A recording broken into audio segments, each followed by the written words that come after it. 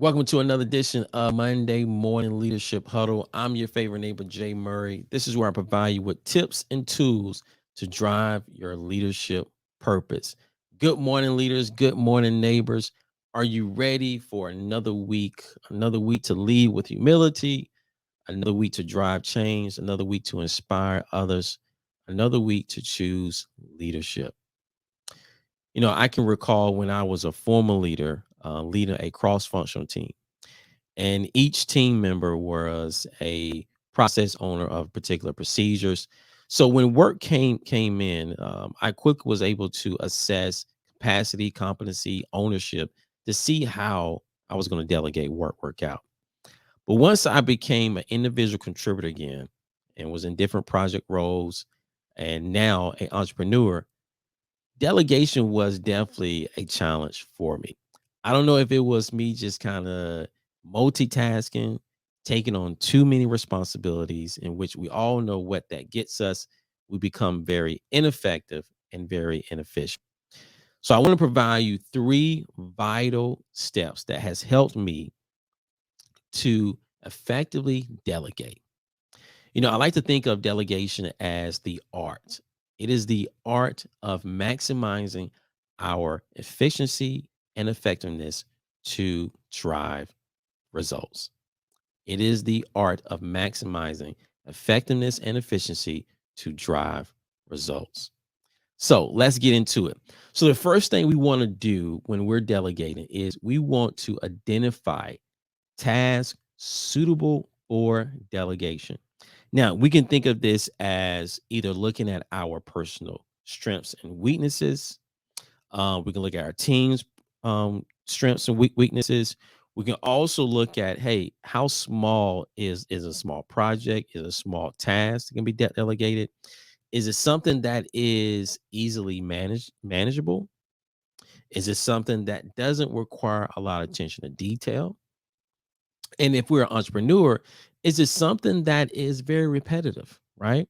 It's something that is simply it's a high frequency but low effort item that, you know what, if I can just get someone else to do this, it will help to free up my time to work on more high value items. Okay? Because again, we're looking to become more effective and efficient to drive results. How can I maximize my effectiveness and efficiency to drive results?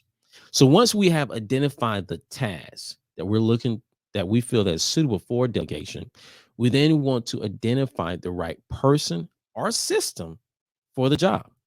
Now, this is where we take a look at capabilities, right? We want the capabilities and competencies to align to the outcome that we're looking to drive. We also may be looking at experiences, right? Maybe someone is experienced in this particular area, has more experiences that we feel more confident that, hey, you know what? They're the right person for the job. Again, maybe it's an opportunity, right? If we're looking at, if you're leading a team and there's someone on your team that, hey, maybe it's a small project, maybe it's something that, again, doesn't require a lot of yourself to be active in. Maybe this is a great opportunity for development, right? That, hey, this individual is looking to develop in project management. This individual is looking to develop in change management, whatever the case may be. Hey, this is a sum of a small task that can help them to develop in that area. Let me delegate this to them. If we're an entrepreneur and we're looking at a system, maybe it's the price, right? Maybe it's the price. Maybe it's other capabilities that comes with this system that will give us the insight to say, you know what, that is the right system for the job. So now that we have identified the task and identified the right person or system for the job, what we need to do now is set clear expectations and monitor progress. Now, this is where I see a lot of individuals, along with myself, struggle. We struggle in this area because this is where the effectiveness, being effective delegators, come in. Okay, we have to set clear expectations. What are some clear expectations? Requirements. Are there any project requirements? Right? Are there any time constraints? Are we expecting them to deliver this in a certain way? Right? And are we expecting them to work with different individuals, right? So those are some requirements or expectation that needs to be communicated up front to make sure that they're able to deliver the type of quality, right, of work that we're looking for. Okay. If we're monitoring progress, things that need to be communicated up front is, hey, are there any communication expectations, right? The way that we're going to monitor progress. Are you expecting them to communicate with you daily? Are you expecting them to communicate with you weekly? How are you looking to have them communicate? Is it through email? Will it be virtual? Will it be in person? Right? Are there any quality metrics that you're looking for them to make sure they adhere to?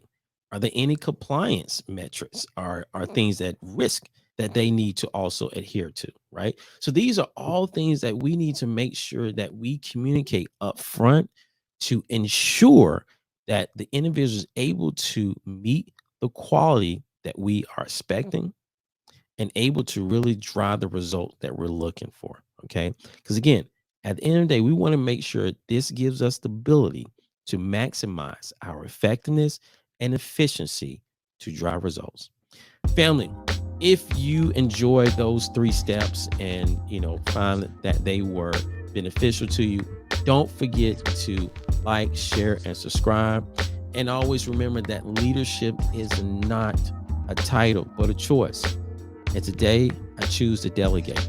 Till next time, family, be blessed.